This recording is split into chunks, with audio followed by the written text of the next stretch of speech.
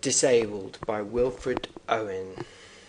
We're going to learn about how this poet creates a sense of horror here and how he uses contrasting images or imagery in the poem. We're going to look at the structure of the poem as well and learn about attitudes towards disabled people. Disabled, it's a poem that has grown in relevance since it was first written in 1917, with the issue of disability being one very much in people's minds. This is the poem. Have a read through of it by yourself before I explain it. Try and work out what's going on. It's very important that you actually have a go yourself at working out what's going on. It's a longer poem, but I wouldn't say it's one of the most difficult poems that you wrote. It's quite easy to get a sense of what is actually going on in it. This is the poem then. He sat in a wheeled chair, waiting for dark, and shivered in his ghastly suit of grey, legless, short, sewn short at elbow. So we have this opening image of complete and utter loneliness, and this imagery to do with someone who's become almost a ghost, ghastly suit of grey, the ghastly, this adjective suggesting something horrifying. He has lost his an arm and his legs. Again, let's think about today. Here's a soldier, someone who has, and the situation for these people is better than it was then. Through the park voices rang saddening like a hymn, voices of play and pleasure after day, till gathering sleep had mothered them from him. About this time town used to swing so gay, when glow lamps budded in the light blue trees, and girls glanced lovelier as the air grew dim, in the old times before he threw away his knees. We've got the beginnings now of a series of contrasts here between how the disabled man is and how he used to be, and what he's like now. And we have a picture here that almost is a sort of like an impressionistic painting, and I've put Degas' very famous picture of a girl in a bar here, but obviously the glow lamps, the lamp lights under the light blue trees at twilight in the town when people were getting ready to go out is evoked here, and this is once he used to enjoy himself going out in the town before he threw his leg away his knees. Again, notice the kind of play on words here.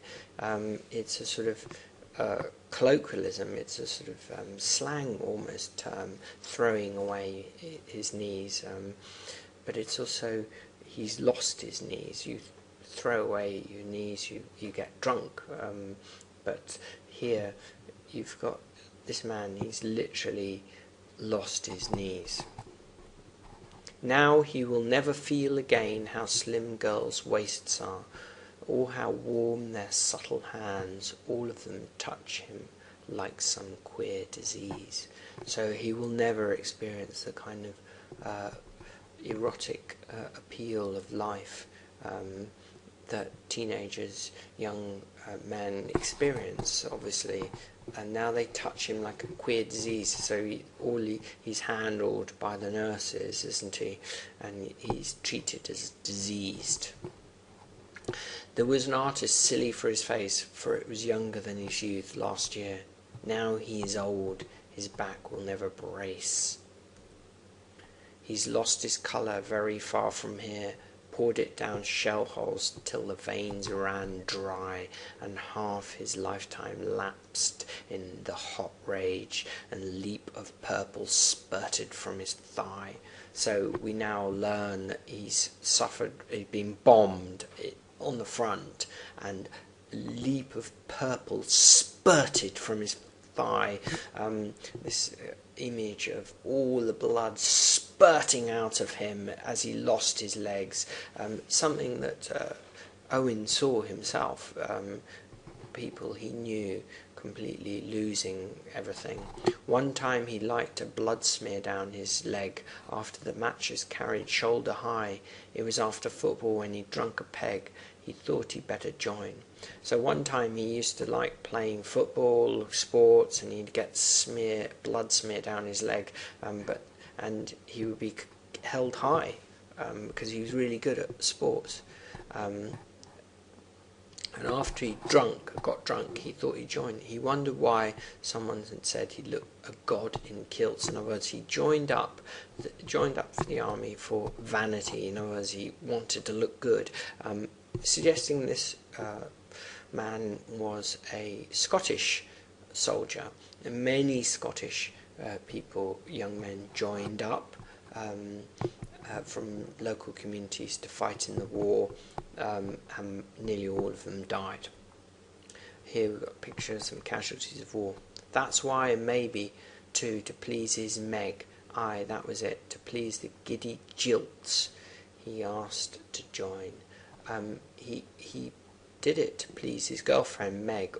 A jilt is someone who chucks you over when they see someone better, and so giddy is sort of dizzy or a bit silly. So Meg has obviously jilted him or chucked him over. Now he's disabled.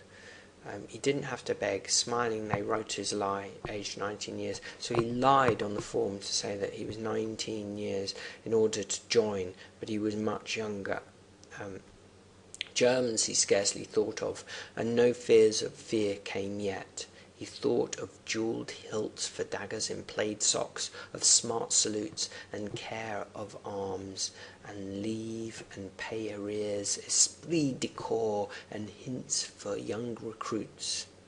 And soon he was drafted with drums and cheers. So he joined up for the daggers, the ceremonial kind of weapons, for the smart salutes, for the kind of whole ritual of being in the army, and some money, pay arrears, and esprit de corps, the kind of spirit of the army, of the whole kind of jolly spirit of going to war.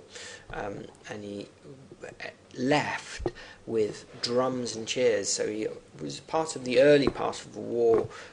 We learn it's interesting to compare that line with the send-off, which is a poem later on about people towards the end of the war being sent off to the front, and they weren't sent off at all with drums and cheers. Here we have an injured soldier. Some cheered him home, but not as crowds cheer goal. Only a solemn man brought him fruits, thanked him, and then inquired about his soul. Now he will spend a few sick years in institutes, and do what things the rules consider wise, and take whatever pity they may dull.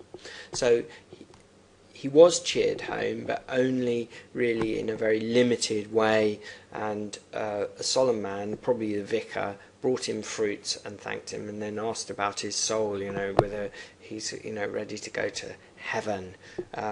So not the sort of great hoopla that he was perhaps hoping and dreaming of when he went off to the front. Tonight he noticed how the women's eyes passed from him into the strong men that were whole. How cold and late it is. Why don't they come and put him into bed? Why don't they come? And now he's just been neglected, sitting in his wheelchair, ignored. No one is coming to see him. So the poem ends with the rhetorical question that obviously the man, the disabled soldier, is thinking of. Why don't they come? And we know why they're not coming, don't we? That's why it's a rhetorical question. They're kind of frightened to look at him. He's a reminder of the horror of the war.